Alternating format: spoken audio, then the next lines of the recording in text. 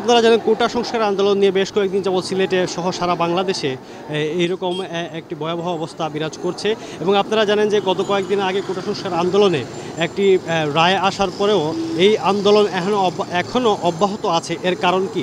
এর কারণ হচ্ছে এই কোটা সংস্কার আন্দোলনে যত ছাত্র এবং যত সাধারণ মানুষ নিহত হয়েছেন, গুম হয়েছেন, খুন হয়েছেন এবং যত হামলা মামলা হয়েছে এই সবগুলোর প্রতিবাদেই এখন এই কর্মসূচিগুলো নেওয়া হচ্ছে। আপনারা দেখতে পাচ্ছেন আমার পিছনে যে এই কর্মসূচিগুলো অব্যাহত আছে এবং যতদিন পর্যন্ত এর সুষ্ঠু সমাধান না আসবে, এই খুন গুম এবং হত্যা মামলা এগুলার সমাধান এবং খুনের হিসাব যতদিন পর্যন্ত না পাওয়া যাচ্ছে ততদিন পর্যন্ত এই হামলা অব্যাহত থাকবে।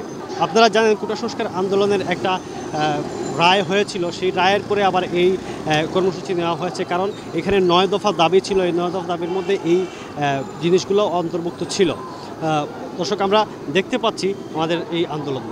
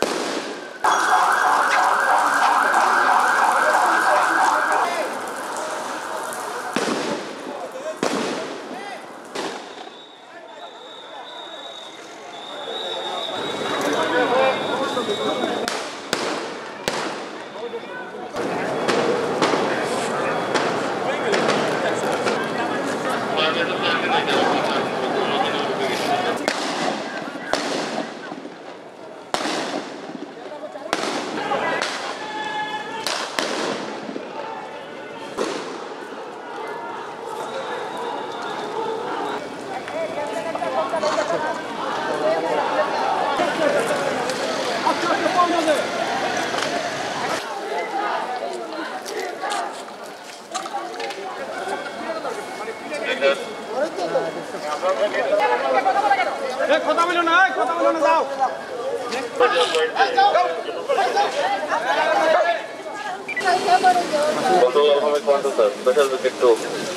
ভিডিও করেন, আমাদের বক্তব্য নেন, কিন্তু আমরা কেন সেগুলো দেখতে পাই না? বিশ্বের মানুষ দেখবে কিভাবে?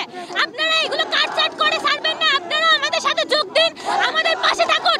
আমাদের এই বক্তব্যগুলো আমরা যে গলা ফাটিয়ে চিৎকার করছি, এই চিৎকার সারা দুনিয়ার মানুষের কাছে পৌঁছে দিন। কি বিষয় এটা আর কারোর জানতে এখন বাকি নাই। প্রথমে আমাদের তারা কিন্তু চাইলে কিন্তু আমাদের এত রক্ত ঝরানোর আগে আমাদের সবকিছু ঠিক করে দিতে পারতো। তারা আমাদের আন্দোলনের তারা এখানে একটা মানে এমন একটা একটা সিচুয়েশন ক্রিয়েট করেছে যে আজকে রাস্তায় একটা পথশিশু থেকে ধরে অভিভাবকরা পর্যন্ত রাস্তায় নেমে এসেছে। তারা আমাদের 9 দফা দাবি মানলো না, তারা বরং যে আমাদের উপরে আমাদের শান্তিপূর্ণ মিছিলে সবসময় আমাদের গণগ্রেফতার করেছে, আমাদের উপরে গুলি চালিয়েছে, টিয়ার শেল মেরেছে, রক্তাক্ত করেছে আমাদের ভাই বোনেদের। এখন আমাদের দাবি একটাই, আমরা হাসিনার পতন চাই। 2 দিন স্টুডেন্টরা অফ ছিল, জামাত শিবির এখন আমার দাঁড়িয়ে আছে, আমি কি জামাতের শিবিরের হয়ে গেলাম? আর 2 দিন অফ করে ওরা যদি বলে ওরা না করে বিএমপি বা জামাত শিবির করছে, তাহলে ওরা 2 দিন এতদিন ইন্টারনেট অফ রাখছে কেন? এইগুলা করে আমাদেরকে কি ধরনের নির্যাতন? আমরা কি আজকে একবার আহত হয়েছি? কতবার আহত? জুতা খুললে, পা খুললে, বডি খুললে অনেক জায়গায় আহত আছে। কারা করছে? এদের সামনে, পুলিশদের সামনে কেমনে মারতে পারে ছাত্রলীগ? কেমনে শুট করতে পারে পুলিশদের সামনে? এরাদেরকে আমাদের হাতে অস্ত্র দেন, দেখেন কয়টা পুলিশ এখানে জীবিত থাকতে পারে। একজন MMA ফাইটার আছে এখানে, কমফু ক্যারাটে থেকে আসতেছে আমরা। অস্ত্র দেন আমাদের হাতে, একটা যদি থাকতে পারে। আর কারা মারতেছে? SSC HSC পাস করে নাই তারা বুদ্ধিজীবীদেরকে মারতেছে। বুয়েটে কুয়েটে চান্স পাওয়া আমার সিনিয়র ভাইয়ের চান্স পায় নাই, তাদেরকে মারতেছে কি এই অশিক্ষিত বাচ্চারা, এই মূর্খরা। SSC পাস করছে ওরা, এখন এক্সামে বসে লিখতে পারবে? কেমিস্ট্রি স্পেলিং পারবে? কিন্তু কিছু পারবে? এই মূর্খ জাতির এদেরকে কে দিছে? দেন আমাদের কাছে MMA ফাইটার আমরা আছি, কমফু ক্যারাটে মানুষ আছে, আমাদের হাতে অস্ত্র দেন। 1 রাত লাগবে না এদেরকে নাই করতে, 1 রাত লাগবে না, 1 রাত লাগবে না। আজকে সারা বাংলাদেশে মানচিত্র রক্তে রঞ্জিত হচ্ছে, আমাদের ভাই বোনদের রক্তে। আজকে আপনারা সারা বাংলাদেশের যারা আছেন, যারা সবাই ঘর থেকে বের হয়ে আসেন, রাজপথে আসেন, ছাত্র ভাইদের পাশে দাঁড়ান। আমাদের ভাইদের রক্ত, 1 ফোঁটা রক্ত আমরা বেতা যেতে দেব না। আজ থেকে 1 সপ্তাহ আগে আমার ছোট ভাইকে গ্রেফতার করা হয়েছে কক্সবাজার উকিয়া থানা 8 নম্বর জালিয়া ফলং ইউনিয়ন থেকে। সে আমার ছোট ভাই, সে কক্সবাজার সরকারি কলেজে অনার্স 2য় বর্ষে ইকোনমিক্স নিয়ে পড়ে। আমার একটা রিকোয়েস্ট, নিঃশর্তে তার মুক্তি চাই, আর কোনো কিছু দাবি নাই। আমার একটা রিকোয়েস্ট, আমার ছোট ভাইয়ের আমি দাবি চাই, তার মুক্তি চাই, নিঃশর্তে মুক্তি চাই। পাঞ্জাবি পড়া লোকদের তারা জঙ্গি বলে, আমরা পবিত্র কোরআনে হাফিজ, আমরা মাঠে নেমেছি। আমাদের ভাইয়েরা অনেক কষ্ট করে তারা লেখাপড়া শিখে, তাদের কোনো এই বর্তমান সরকার তাদের কোনো মূল্যায়ন দেয় না। আমার ভাইয়ের রক্ত কোনোদিন এই বাংলাদেশের শিক্ষার্থী বলে দিতে পারি না। আমরা একটা দাবি, খুনি শেখ হাসিনার পতন চাই, পতন পতন পতন পতন। তাদের প্রয়োজন নাই আমাদের, তাদের যদি প্রয়োজন সেই দিন কেন আমার বাচ্চারা বাঁচলো না? কেন আমার বাচ্চারা মরে গেল? এতগুলো বাচ্চা লাশ হয়ে গেল।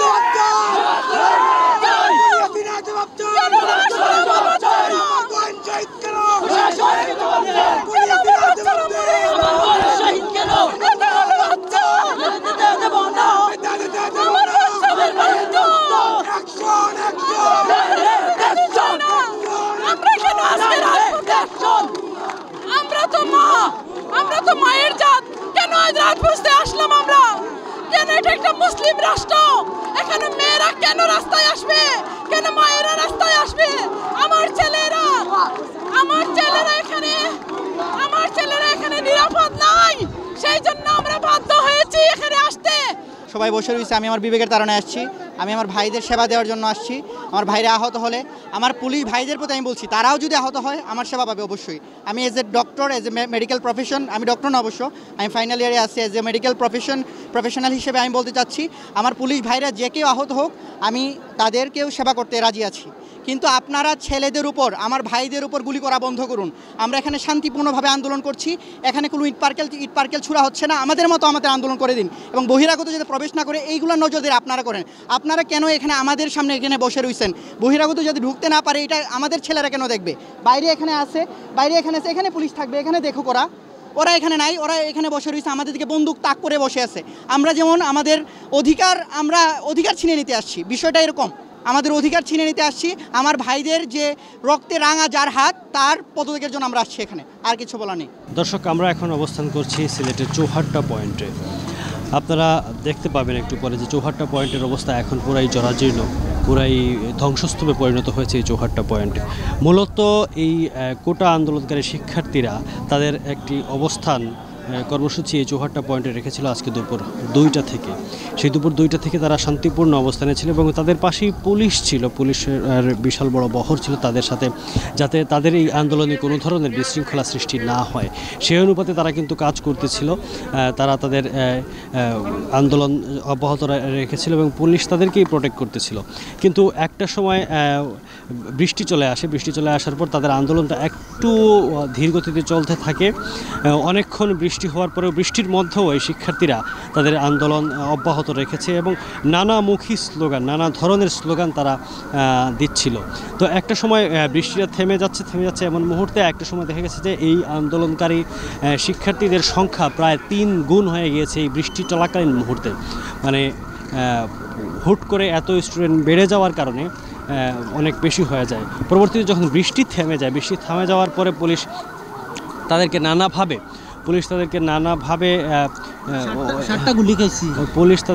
নানাভাবে উৎসাহিত করে যে আন্দোলন যাতে শান্তিপূর্ণ হয় এবং আন্দোলন যাতে সুষ্ঠু এবং স্বাভাবিক থাকে। কিন্তু একটা পর্যায়ে দেখেছে পুলিশের এরকম পরামর্শে তারা ক্ষুব্ধ হয়ে পুলিশের উপর হামলা করতে শুরু করে। ছোটো আপনারা একটু পরে দেখতে পারবেন যে ছোটো মার্বেল দিয়ে পুলিশকে আক্রমণ করতে শুরু করে, পুলিশকে লাঠিসোঁটা দিয়ে এগোতে গেলে তখন পুলিশ বাধ্য হয়ে তাদের উপরে টিয়ার শেল গ্যাস নিক্ষেপ করতে থাকে এবং ক্রমান্বয়ে একটার পর একটা টিয়ার শেল গ্যাস নিক্ষেপ করতে দেখা গেছে যে অনেক অতর্কিতভাবে টিয়ার শেল গ্যাস নিক্ষেপ করতে থাকে। প্রচুর গ্যাস নিক্ষেপ, প্রচুর গুলিবর্ষণ হয়েছে, প্রচুর গোলা বারুদ এখানে নষ্ট করতে হয়েছে। তো তারপরও ছাত্ররা স্তম্ভিত না, ছাত্ররা তাদের জায়গায় স্থির আছে। আমি আপনাকে একটু দেখাই, আমরা এখন চৌহাট্টা পয়েন্টে আছি। আমার সামনে যে রাস্তা আছে চৌহাট্টা পয়েন্ট থেকে, এটা হচ্ছে চৌহাট্টা থেকে রেকাবি বাজার যাওয়ার রাস্তা। এই রাস্তা থেকে আসলে কোনো আক্রমণ ছিল না, কোনো স্টুডেন্ট ছিল না। আর আমি এখন যে রাস্তাটা দেখাচ্ছি সেটা হচ্ছে চৌহাট্টা পয়েন্ট থেকে জিন্দাবাজার যাওয়ার রাস্তা। স্টুডেন্টদের 3 ভাগের 1 ভাগ এই রাস্তা ধরে ওই আলহামরা শপিং সেন্টার বা শহীদ মিনার বা মাতৃমঙ্গলের সামনে যায় অবস্থান করে এবং সেখান থেকে প্রচুর ইট পাটকেল ছুটতে থাকে এবং এই জায়গাটা পুরা একদম ধ্বংসস্তূপে পরিণত হয়ে যায়। আপনারা রাস্তার দিকে তাকালেই বুঝতে পারবেন। আর এখন যে রাস্তাটা আপনাকে দেখাচ্ছি সেটা হচ্ছে চৌহাট্টা পয়েন্ট থেকে একদম এই কুমারপাড়া রোড। এই কুমারপাড়া রোডে ছাত্ররা একাংশ যায় এবং সেখান থেকে তারা প্রচুর ইট পাটকেল ছুটতে থাকে পুলিশের উদ্দেশ্যে। আর এইটা হচ্ছে চৌহাট্টা পয়েন্ট থেকে আম্বরখানা রোড। আপনারা দেখতে পারতেছেন ওই জায়গায় এখনও আগুন জ্বলতেছে। আম্বরখানা রোডে এখনও স্টুডেন্টরা এখানে অবস্থান করতেছে এবং সেখান থেকে ইট পাটকেল ছুটতেছে এই পয়েন্টের উদ্দেশ্যে এবং সেখান থেকে মার্বেল ছুঁড়ে মারতেছে। তো আমরা আপনাদেরকে দেখাচ্ছি। আর এই অবস্থা এখনও পুরাই বিরাজমান। মূলত তাদের আন্দোলন শান্তিপূর্ণভাবেই হচ্ছিল এবং পুলিশ একদম নীরব অবস্থানে ছিল। তারাও নিজে একদম হতবাক এই বিষয়টা যে পুলিশ কেন চুপ। তো আসলে বিষয়টা হচ্ছে পুলিশ চুপ থাকতে পারেনি, তারা পুলিশকে চুপ রাখতে পারেনি। পুলিশ একটা পর্যায়ে পুলিশের উপর তারা আক্রমণ শুরু করে এবং পুলিশ তাদের উপর টিয়ার শেল ছুড়তে থাকে। দর্শক, এই ছিল আজকে আমাদের আপডেট। পরবর্তী সংবাদ আমরা পরবর্তী জানাচ্ছি।